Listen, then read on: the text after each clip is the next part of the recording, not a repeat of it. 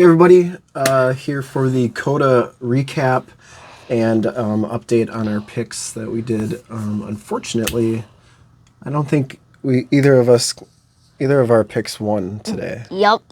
The closest one was Tyler Reddick, which was Daddy's pick. Yep, Tyler Reddick was my pick and he finished third.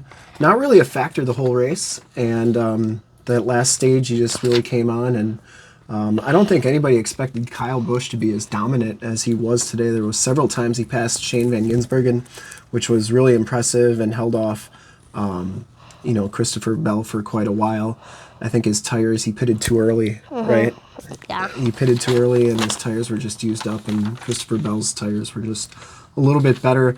I really didn't get to watch the last 15 laps of the race because I was trying to sell my truck, which hopefully will be sold this week. And so congratulations, I guess, to Christopher Bell for winning his second consecutive race. He only led 8 laps in the win. And boy, Connor Zilic was looking really good until Daniel Suarez, your pick, spun himself out, and then Connor Zilic just smacked right into him. So that took out 2 of our picks, and subsequently, two of our dark horses, or actually my one race pick for Connor Zilic, he finished dead last in 37. So sorry if you took him. And Daniel Suarez finished 36. So there were 2 of our picks that really didn't do much.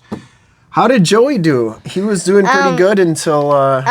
he got wrecked on the 4 laps to go mark. 4 laps to go.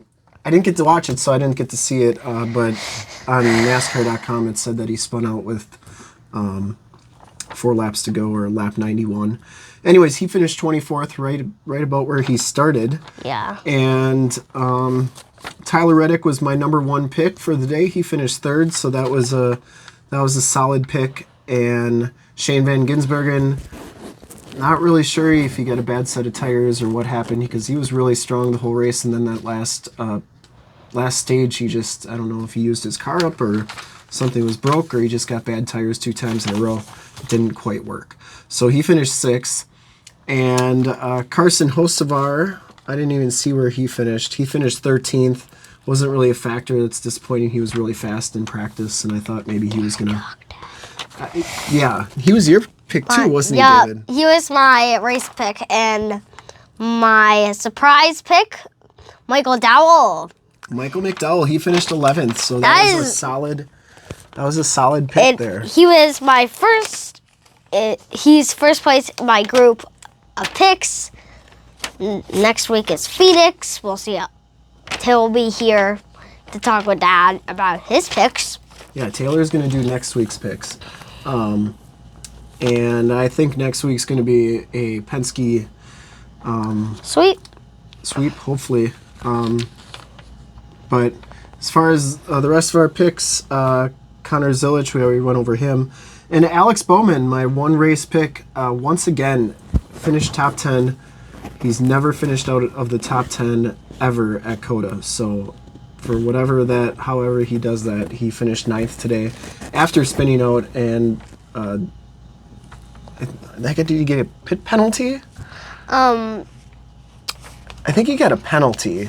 He had to come back in, right? And then and then he spun out by himself and came back to finish 9th, which is crazy. And my dark horse pick, Chris Buescher, the number 1 average finishing driver in NASCAR since they got the Gen 7 car. He averages an 8.5 place finish in the Gen 7 car at road courses. He finished 7th, so that was my dark horse, and that did pretty well. So we'll be back next week at Phoenix. Mm-hmm. And maybe you and Taylor can join me for picks. Yep. And then you can keep going. We'll see who wins the... Maybe we'll just start our own little pool or something, huh? Yeah. And Ricky Stenhouse, the Chevy for the 47, has a new name since, if you watch the Daytona 500 race, he crashed Joey. And Atlanta. He crashed Chase Elliott into Into Brad Keselowski. Into Brad Kowalski, which caused a wreck. Now he's called Wreckin' Stenhouse. Recky Spinhouse. I mean, Wrecking Stenhouse. All right, so thanks for watching, and we'll get our picks hopefully right next week. Did pretty good today, but NASCAR is a tough one to pick. So Nope. remember to like, subscribe, and share. See you next week.